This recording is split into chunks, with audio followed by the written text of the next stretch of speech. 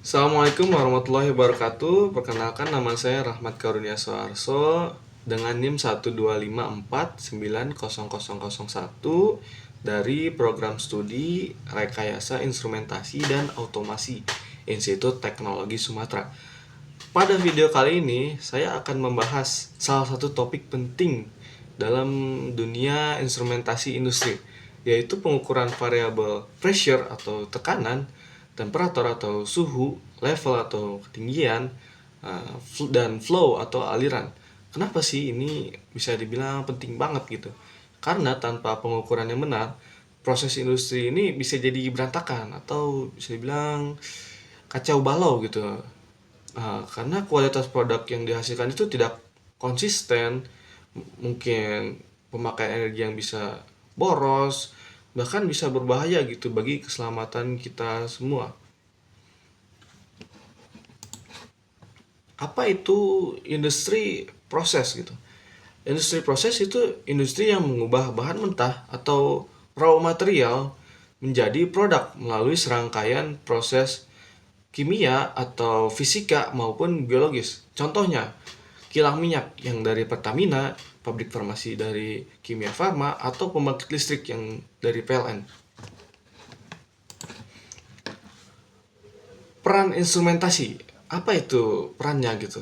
Nah, yang pertama itu perannya menjaga keselamatan kerja kita semua, atau kalau orang-orang bilang K3 mungkin ya. Kedua, itu mengontrol kualitas produk yang dihasilkan, mengoptimalkan efisiensi energi, juga memastikan proses itu berjalan dengan stabil dan terotomatisasi gitu.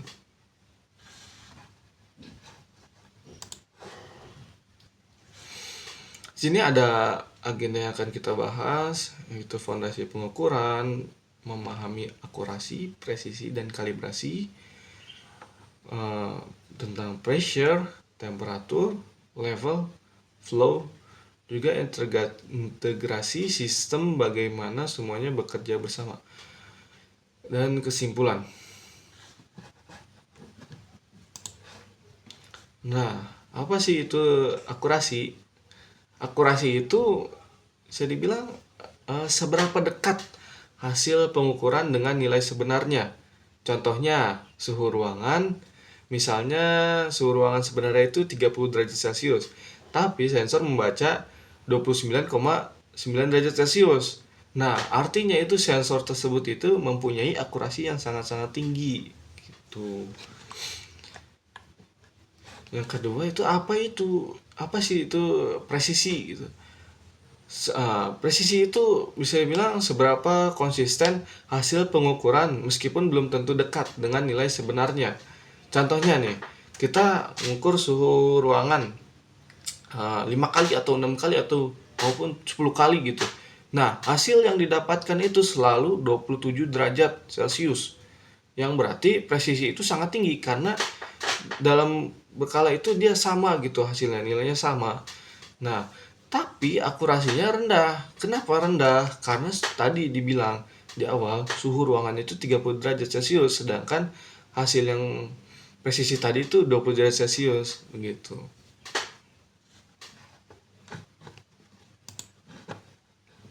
Selanjutnya, apa itu kalibrasi? Nah, kalibrasi itu proses sistematis untuk menyesuaikan output instrumen agar sesuai dengan uh, standar yang ada gitu.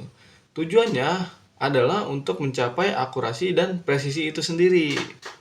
Misalnya, kita ukur suhu air 100 derajat Celcius dengan termometer.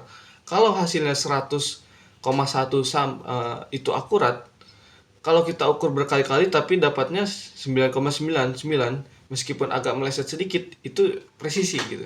Nah, supaya hasilnya akurat dan presisi, itu kita bisa melakukan kalibrasi dengan sensor tersebut, atau istilahnya bisa di setel ulang agar sesuai.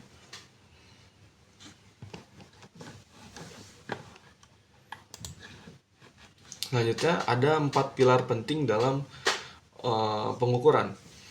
Yang pertama itu ada variable pressure, tekanan. Kedua ada temperatur atau suhu. Ketiga ada level, ketinggian. Yang terakhir itu ada flow, laju aliran. Oke, kita masuk ke pressure. Definisinya itu pressure atau tekanan itu terjadi karena adanya gaya yang bekerja terhadap suatu bidang luasan. Alat ukur yang biasa digunakan itu manometer atau pressure gauge yang ada di gambar itu, kemudian pressure transmitter. Nah, untuk rumus tekanan itu dalam fisika itu P sama dengan F per A. Kenapa tekanan itu penting banget gitu? Terutama di industri yang pakai gas atau uap. Misalnya di boiler. Karena kalau tekanan nggak dipantau bisa overpressure atau kelebihan tekanan. Dan itu bisa bahaya banget gitu. Biasanya itu digunakan pressure transmitter yang outputnya nanti akan bakal dikirim ke PLC atau DCS dalam bentuk sinyal digital. Biasanya itu sekitar 4 sampai 20 mA.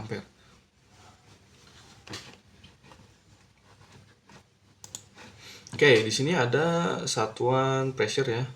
Misalkan 1 Pascal itu sama dengan berapa bar gitu. Misalkan 1 PSI itu sama dengan 6895 Pascal. 1 PSI itu sama dengan 0,0689 bar begitu. Oke, kita masuk di sesi temperatur atau suhu.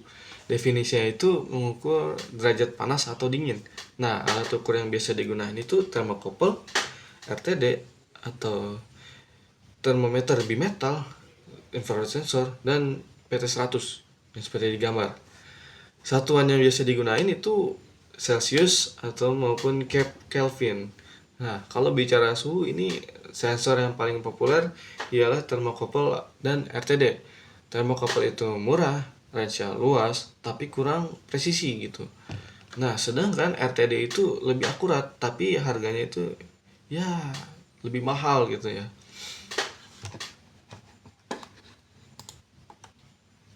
Oke, kita masuk sesi level tinggi. Definisinya itu level untuk ketinggian itu tinggi cairan atau padatan dalam sebuah tangki gitu. Itu nanti akan diukur gitu. Nah, alat ukur yang digunakan itu sight glass, float, tipenya, tipe alatnya, sight glass, float, ultrasonic, atau radar level. Kalau di tangki penyimpanan atau di tandon itu level sensor bikin kita tahu kapan harus isi ulang atau kapan harus berhenti agar tidak tumpah-tumpah, melebar gitu istilahnya.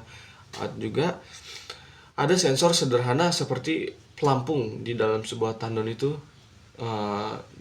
sampai yang lebih canggih itu pakai sensor tipe radar yang sebutannya apa ya, tanpa kontak lah, dia bisa langsung deteksi berapa ketinggian, ini udah penuh atau belum gitu.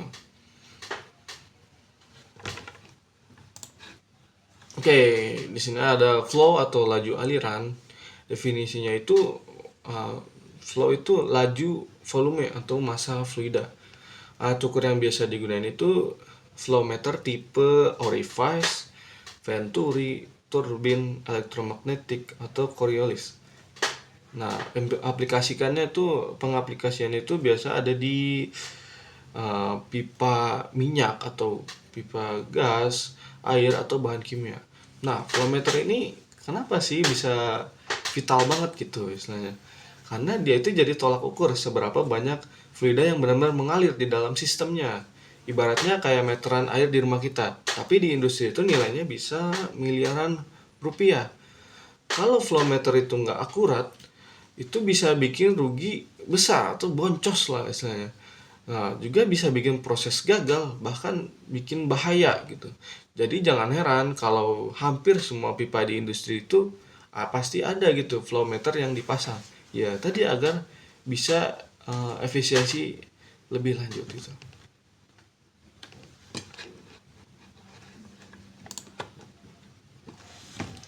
Oke, kita masuk ke sesi studi kasus ya. Studi kasus yang pertama itu contoh ada di lapangan gitu. Kita contoh ya, ada di lapangan.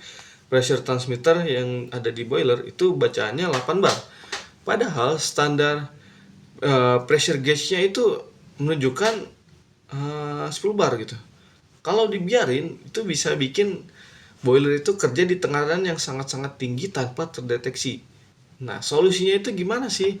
Nah, kita kalibrasi ulang sensornya itu dengan deadweight tester, sekaligus cek jarum impulse tubingnya dari pipa ke transmitter. Jangan-jangan ada yang korosi gitu, atau jangan-jangan ada yang tersumbat gitu dengan kerak gitu dalam pipanya.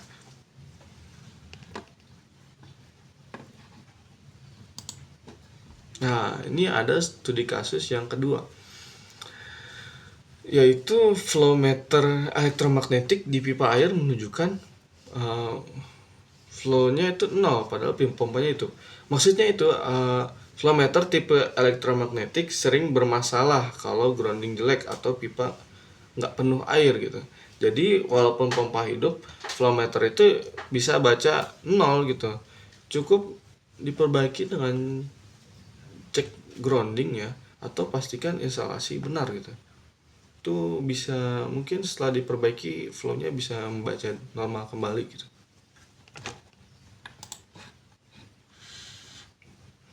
Oke, ini integrasinya dengan sistem kontrol. Nah, semua sensor itu nanti akan mengirimkan sinyal ke PLC atau DCS atau controllernya gitu. Kemudian akan ditampilkan atau dimonitoring di SCADA, mana dari proses awal hingga proses akhir, dan trouble-nya ada di mana-mana itu, di mana aja itu kelihatan gitu di SCADA.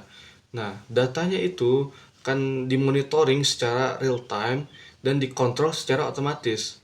Uh, Juga ada history prosesnya, misalkan jam segini apa trouble jam segini. Nah gitu, nanti buat bahan evaluasi juga. Nah, semua instrumen ini nggak berdiri sendiri, mereka jadi input ke PLC atau DCS lalu tampilkan SCADA. Jadi operator bisa monitoring real time dengan sistem yang mengatur otomatis tanpa harus manual. Tuh maksudnya tuh begitu. Kesimpulannya, udah sampai kesimpulan aja nih ya. Kesimpulannya itu 4 variabel ini itu adalah fondasi proses industri. Kalau salah satunya itu nggak akurat, maka kontrol proses atau kontrol industri proses ini bisa jadi kacau balau gitu. Jadi selain memilih instrumen yang tepat atau sensor yang tepat, kita juga harus rutin melakukan kalibrasi itu agar tidak melenceng nilainya gitu. Juga harus sering-sering melakukan maintenance alat agar tidak, tadi contohnya, tersumbat atau apa begitu.